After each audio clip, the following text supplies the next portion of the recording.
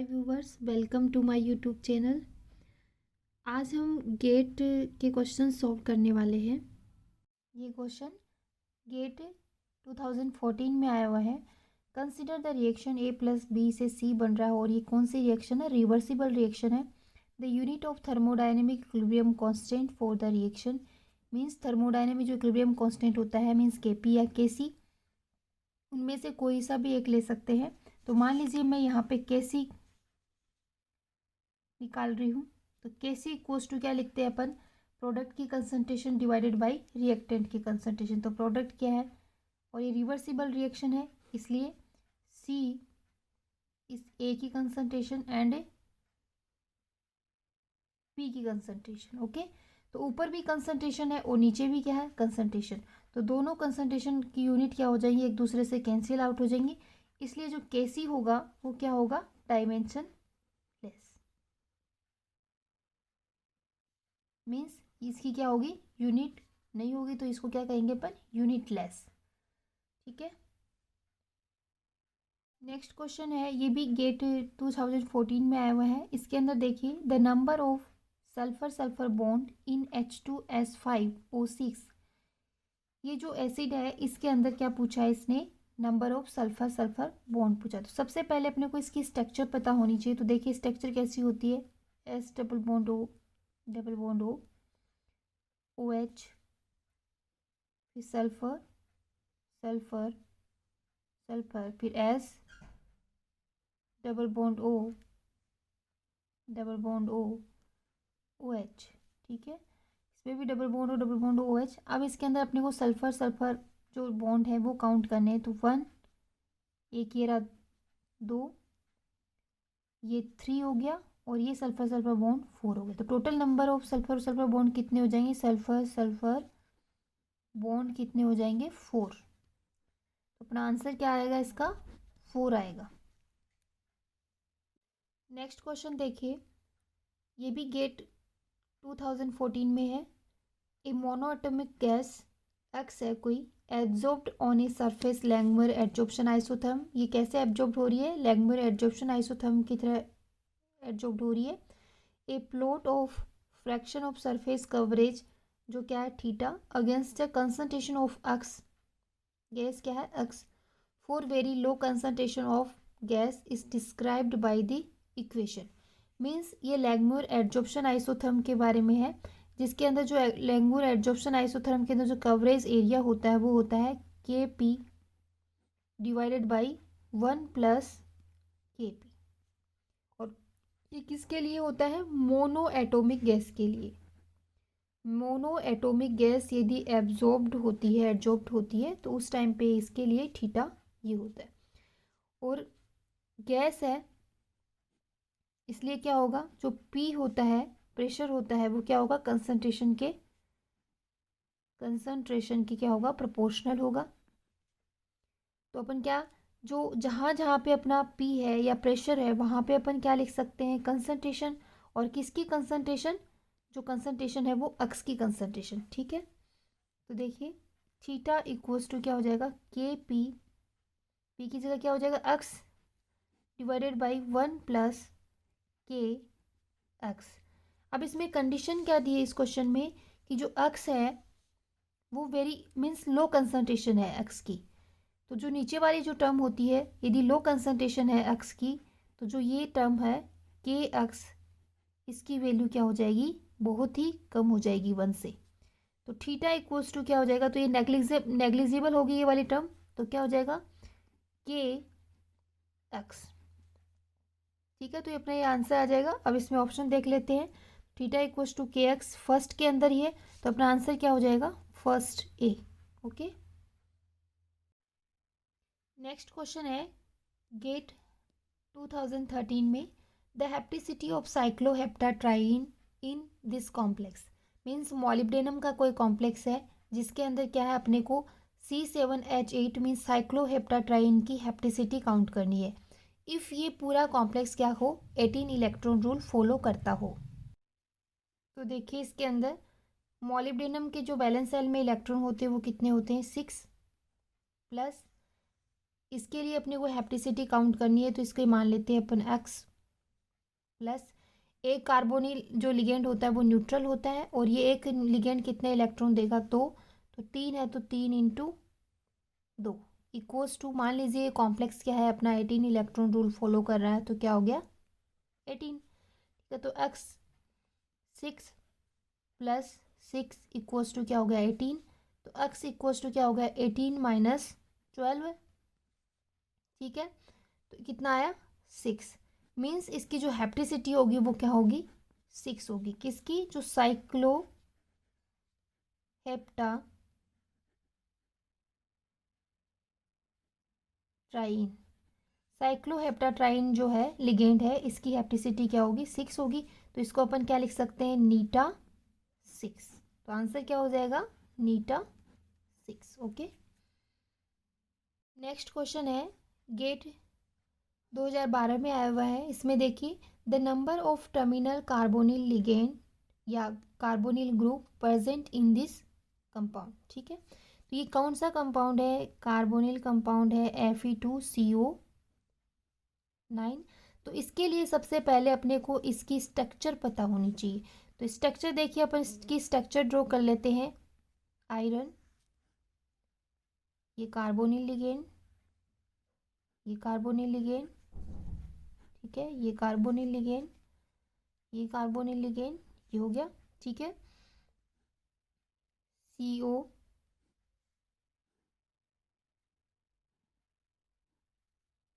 ये CO। तो इसके अंदर अपने को क्या पूछा है, इसने टर्मिनल कार्बोनिल ग्रुप्स पूछे हैं। तो टर्मिनल ये वाले ग्रुप्स हैं, तो ये क्या है टर्मिनल ग्रुप्स हैं। तो टोटल टर्मिनल कार्बोनिल ग्रुप्स कितने हो गए, टर्मिनल कार्बोनिल ग्रुप कितने हो गए 6। ठीक है, और ये ब्रिज्ड पूछता तो कितने हो जाते 3।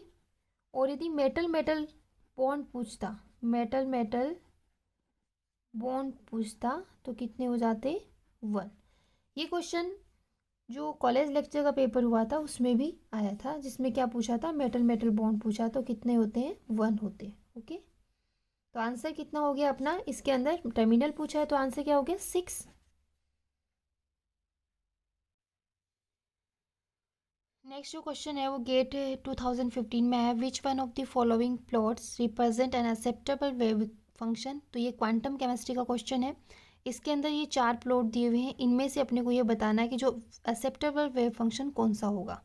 ठीक है, तो इसके अंदर एक्सेप्टेबल वेव फंक्शन के होने के लिए सबसे पहले क्या अपने को 3 चीज़ें हैं जो ज़रूरी है। सबसे पहला है जो है वो है एक्सेप्टेबल जो वेव फंक्शन होता है वो होता है सिंगल वैल्यूड होना चाहिए। नेक्स्ट वो कंटिन्यूस होना चाहिए, और नेक्स्ट यही क्या होना चाहिए फाइनाइट होना चाहिए। जो इसकी वैल्यू होती है वो फाइनाइट होनी चाहिए, फाइनाइट होना चाहिए। ठीक है, तो इसके अंदर देखिए इसमें ये कंटिन्यूस नहीं है, बीच में ब्रेक हो रहा है। इसमें देखो साई है, लेकिन इसके मान लीजिए इस पॉइंट के अंदर इसके वैल्यू देखें तो 1 2 3 वैल्यू दिखाई दे रही है अपने को। और इस ये क्या है फाइनाइट नहीं है, इनफाइनाइट है, इसलिए ये भी नहीं हो सकता।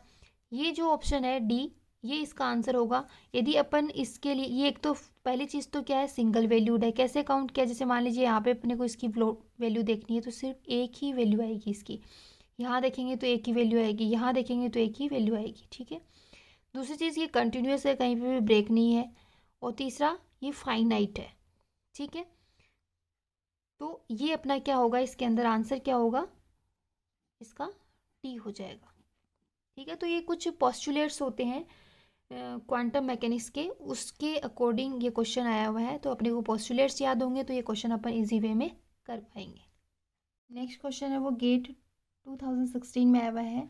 The vibrational mode given below the IR active modes are. ये 3 वाइब्रेशनल मोड दी हुई हैं, जिसमें से क्या बताना है कि इनमें से IR एक्टिव मोड कौन सी होगी। तो जो IR एक्टिव मोड्स होती हैं वो होती क्या है, देखिए इनके अंदर क्या होता है कि मस्ट बी चेंज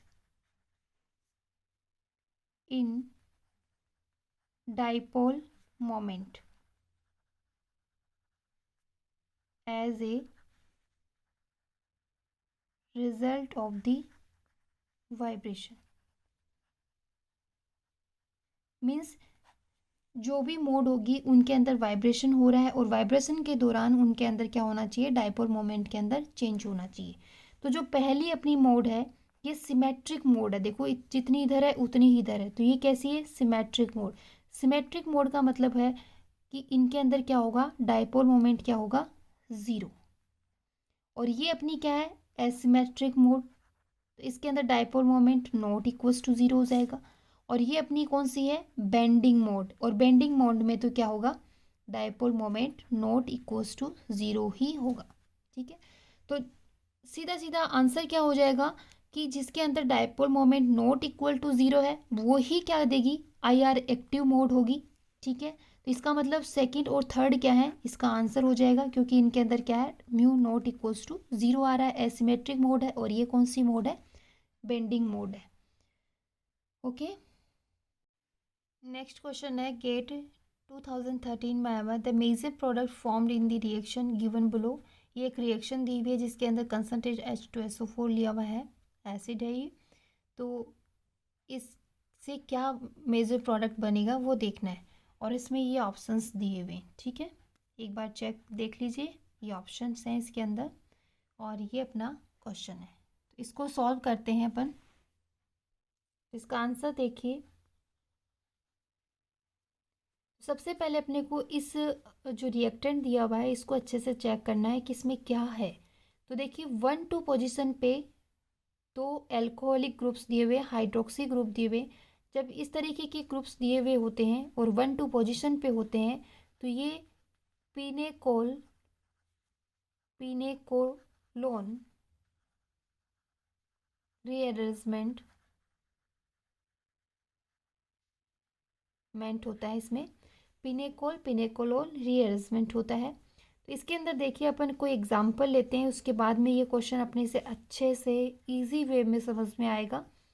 1-2 पोजीशन पे क्या लिया, डायोल, और जो ये 1-2 पोजीशन पे डायोल लिया है इसमें क्या होता है, पिनेकोलोन रीअरेंजमेंट के अंदर ये जो 1-2 डायोल्स होते हैं, means 1-2 diols convert to a carbonyl compound. Means 1-2 diols किस में कन्वर्ट हो जाएंगे, कार्बोनिल कंपाउंड के अंदर in the presence of acid. ठीक है, तो इसके अंदर देखिए सबसे पहले अपन ने एसिड लिया है, कंसनट्रेट H2SO4 लेंगे, तो H प्लस, जो ये H प्लस है वो मान लीजिए यहाँ पे ऐड होगा या यहाँ ऐड होगा, तो ये देखिए क्या बनेगा, CH3 OH CH3 CH3। तो यहाँ पे क्या होगा, ऑक्सीजन के पास में प्लस आ जाएगा क्योंकि इसके पास लोन पेयर थे, उसकी जगह कौन ऐड हो गया, H प्लस। और यहाँ से ये जो H प्लस है, ये जो OH2 है ये इस बॉन्ड के इलेक्ट्रॉन लेके बाहर निकल जाएगा। जैसे ये बाहर निकलेगा तो -H2O, ठीक है, और यहाँ पे क्या आएगा, पॉजिटिव चार्ज, मीन्स एक कार्बोकेटाइन का फॉर्मेशन होगा, CH3OH CH3 प्लस। ठीक है, ये अब जो कार्बोकेटाइन बना है मान लीजिए ये अपना स्टेबल, तो इसके अंदर क्या होगा, 1,2 एल्किल शिफ्ट होगा। तो 1,2 एल्किल शिफ्ट करेंगे तो या तो ये CH3 या ये एल्किल ग्रुप। ठीक है, दोनों में से, दोनों सेम है इसलिए दोनों में से कोई भी शिफ्ट हो सकता है। तो देखिए मान लीजिए ये शिफ्ट हो गया तो यहाँ पे क्या आ जाएगा फिर, पॉजिटिव चार्ज, तो CH3 positive OH CH3 CH3 CH3। ठीक है, और यहाँ से इस बॉन्ड के इलेक्ट्रॉन यहाँ, तो क्या बनेगा, CH3 C double bond O CH3 CH3 CH3। ठीक है, तो ये अपना एक कार्बोनिल कंपाउंड बन गया। अब उस रिएक्शन के अंदर अपने को यही चेक करना है कि का जो कार्बोकेटाइन होगा वो जहाँ बन रहा है वो कार्बोकेटाइन स्टेबल है या अनस्टेबल है। अब देखिए अपन ऑप्शन चेक करते हैं, सिर्फ अपन ने वो इजी वे में उसको सॉल्व करेंगे बहुत ही, क्योंकि अपने को जो अपन ने अभी जो रिएक्शन पढ़ी है उसके थ्रू। तो मान लीजिए ये अपनी कंसनट्रेट H2SO4 के ऊपर प्रेजेंट में ये रिएक्शन हो रही है। तो मान लीजिए कि अपन ने यहाँ से H+ ऐड किया और ये क्या हो गया, रिमूव।